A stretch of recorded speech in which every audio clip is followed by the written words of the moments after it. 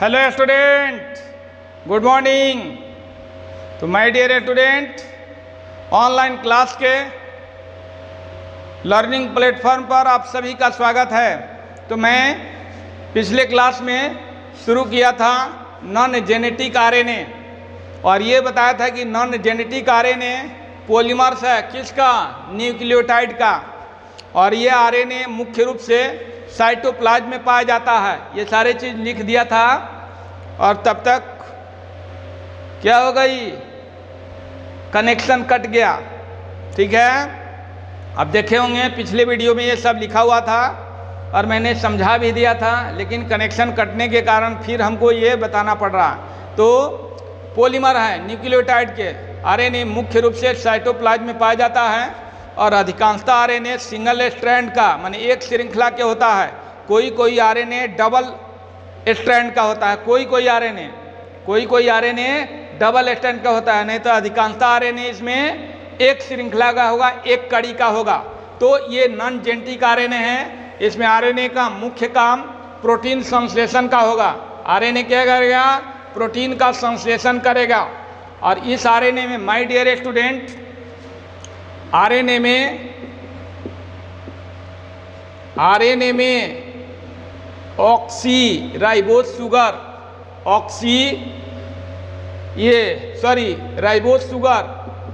Ribose sugar होता है। RNA में क्या होता है, राइबोज शुगर होता है। आरएनए में क्या होगा, राइबोज शुगर होगा तथा नाइट्रोजिनस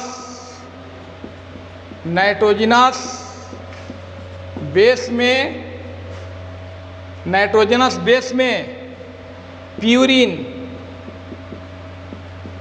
तथा पैरिमिडीन बेस, प्यूरिन तथा पैरिमिडीन बेस दोनों होता है। प्यूरिन बेस में एडेनिन तथा ग्वेनिन,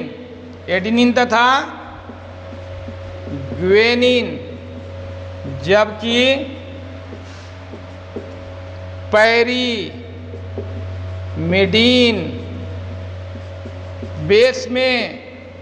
पैरिमिडीन बेस में यहाँ थायमिन नहीं होगा, यूरेसिल तथा साइटोसिन होता है। ठीक है, तो ये आरएनए में राइबोज शुगर होगा तथा नाइट्रोजनस बेस में प्यूरिन तथा पैरिमिडीन बेस दोनों होता है। ठीक है, नाइट्रोजनस बेस में माने आरएनए में भी नाइट्रोजनस बेस होता है और उसमें प्यूरिन तथा पैरिमिडीन बेस दोनों होगा। लेकिन प्यूरिन बेस में क्या होगा, एडेनिन तथा ग्वेनिन, जबकि पैरिमिडीन बेस में क्या होगा, यूरेसिल और साइटोसिन। यहाँ डीएनए में जो थायमिन है, उस थायमिन को आरएनए में यूरेसिल द्वारा विस्थापित किया जाता है। यानी डीएनए के थायमिन को आरएनए में यूरेसिल द्वारा विस्थापित कर दिया जाता है, हटा दिया जाता है। और इसमें भी फॉस्फेट जो है फॉस्फोरिक एसिड के रूप में उपस्थित रहेगा। आरएनए में भी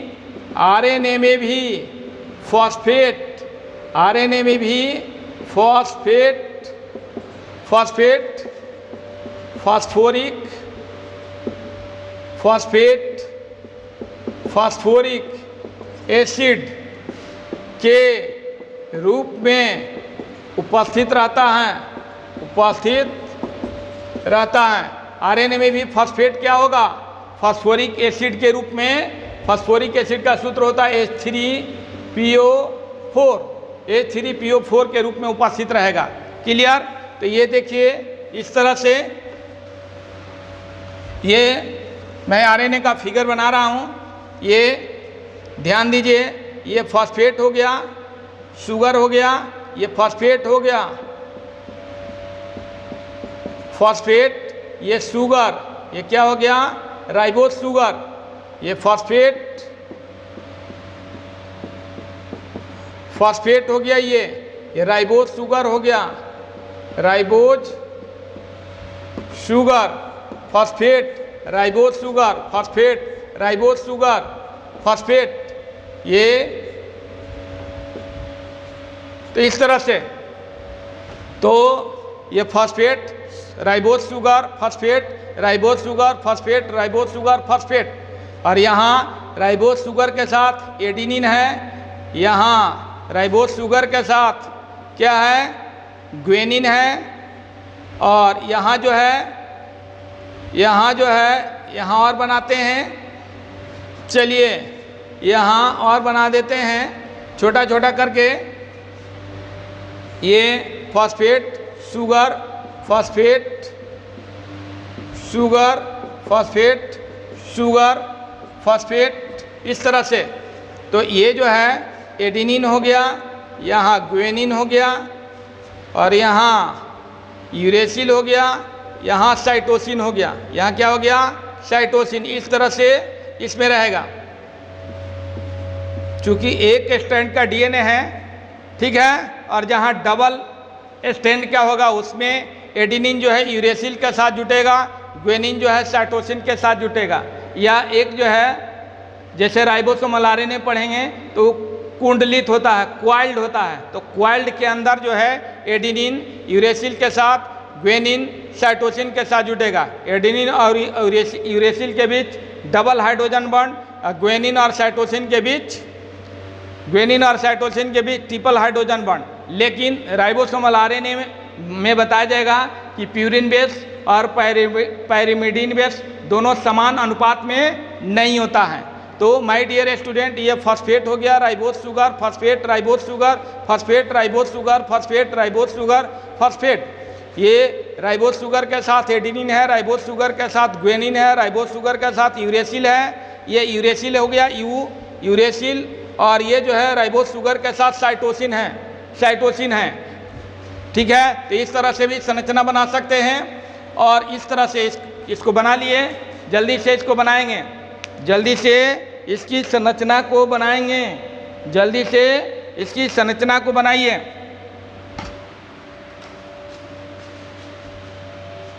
जल्दी से इसकी संरचना बनाएंगे आप लोग।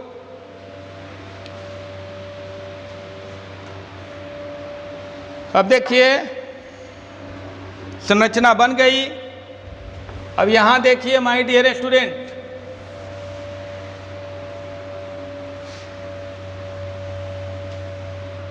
ये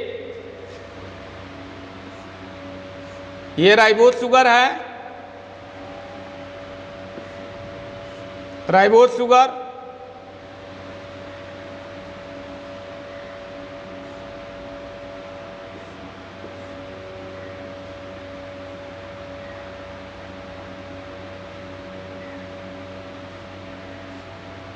राइबोज शुगर, ये ऑक्सीजन है, राइबोज शुगर,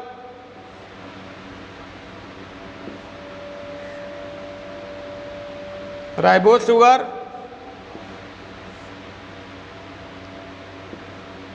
राइबोज शुगर,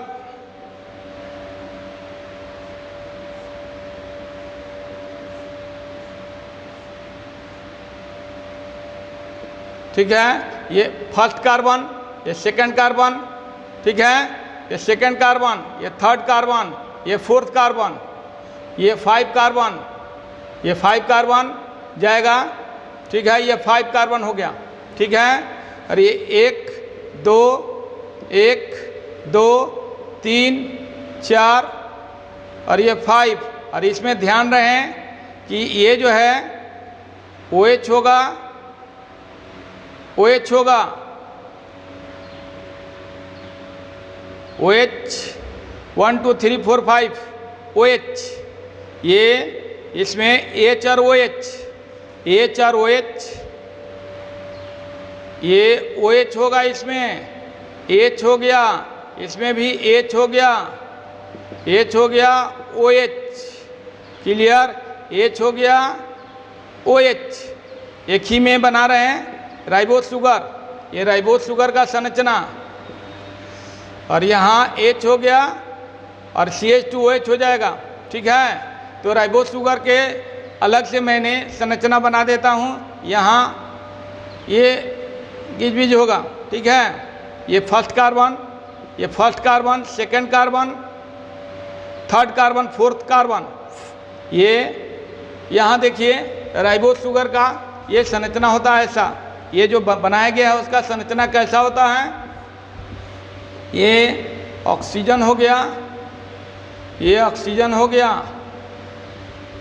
और ये ऐसे हो गया और ये H हो गया, OH हो गया, H हो गया, OH हो गया। यहाँ कार्बन है, यहाँ क्या है, कार्बन, यहाँ कार्बन है, यहाँ भी कार्बन है, यहाँ भी कार्बन है, यहाँ भी कार्बन है। ठीक है, और यहाँ भी H, OH और यहाँ H और यहाँ CH2OH, CH2OH। ये राइबोस शुगर हो गया। ये फर्स्ट कार्बन हो गया, ये सेकंड, ये थर्ड, ये फोर्थ, ये 5 कार्बन। तो ये माय डियर स्टूडेंट, ये ribose sugar, this is ribose sugar. और इसी फर्स्ट कार्बन के साथ नाइट्रोजनस बेस जुड़ा रहता है और इसके साथ फॉस्फेट, इसके साथ क्या रहता है, फॉस्फेट। इसके साथ क्या रहेगा, 3 और ये 5 और 3 के बीच ये फॉस्फेट रहेगा।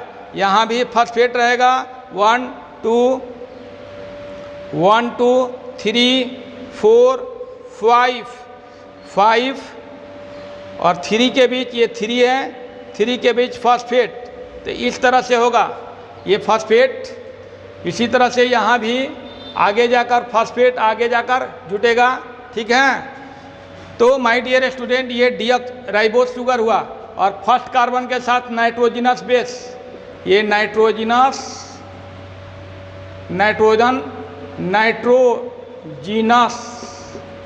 या नाइट्रोजन बेस फर्स्ट कार्बन के साथ, यहाँ भी फर्स्ट कार्बन के साथ नाइट्रोजन बेस, फर्स्ट कार्बन के साथ यहाँ भी नाइट्रोजन बेस।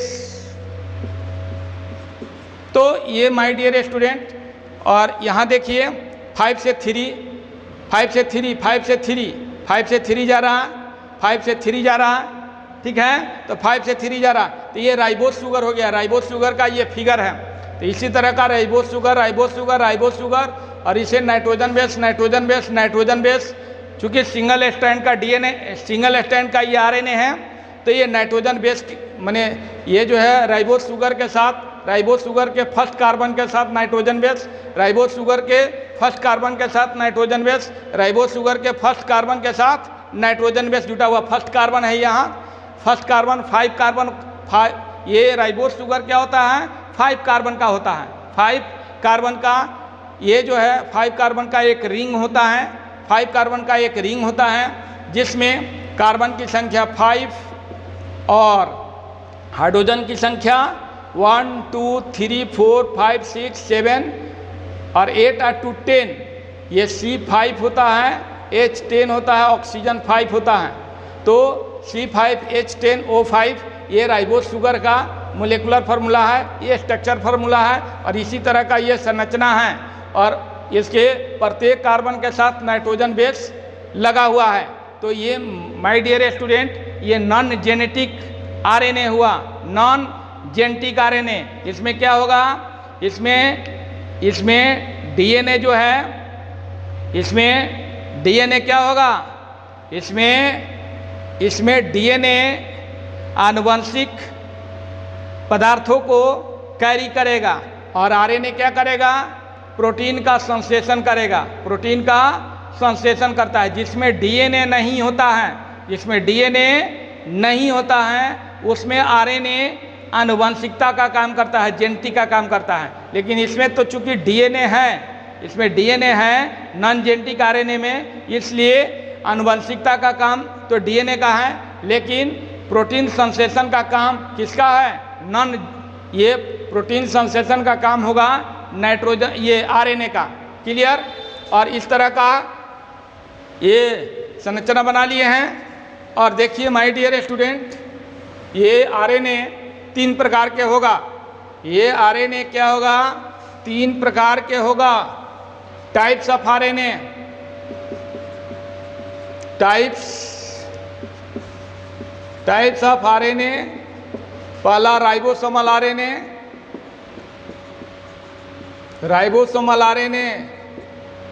दूसरा messenger RNA. Third transfer RNA. ये राइबोसोमल आरएनए को आरआरएनए, ये मैसेंजर एमआरएनए, और ये जो है ट्रांसफर आरएनए, ये ट्रांसफर आरएनए टीआरएनए। ठीक है, तो माय डियर स्टूडेंट इसे नोट करें, तब कुछ को मैं बता रहा हूँ, इसके बाद स्ट्रक्चर बताऊँगा। ठीक है, तो जल्दी से इसे फटाफट नोट करेंगे माय डियर स्टूडेंट।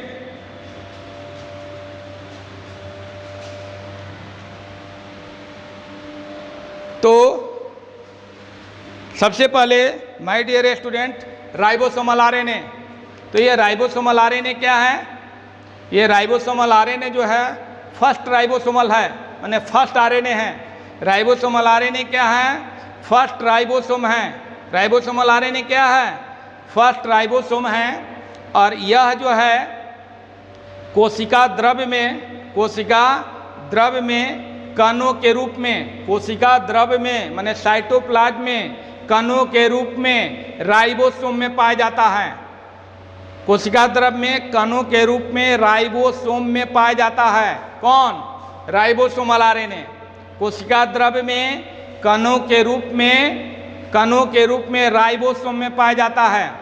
और यह चूंकि प्रोटीन से जुटा हुआ रहता है, प्रोटीन से संबद्ध होता है, इसीलिए इसे राइबो न्यूक्लियो प्रोटीन भी कहते हैं। राइबो न्यूक्लियो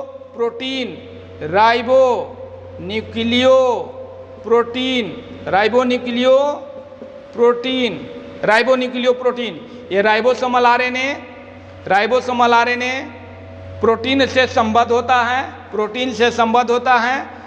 प्रोटीन से जुड़ा हुआ रहता है, इसलिए इसे राइबो न्यूक्लियो प्रोटीन कहते हैं। और इस राइबो न्यूक्लियो प्रोटीन में ये राइबोसोमल आरएनए प्लस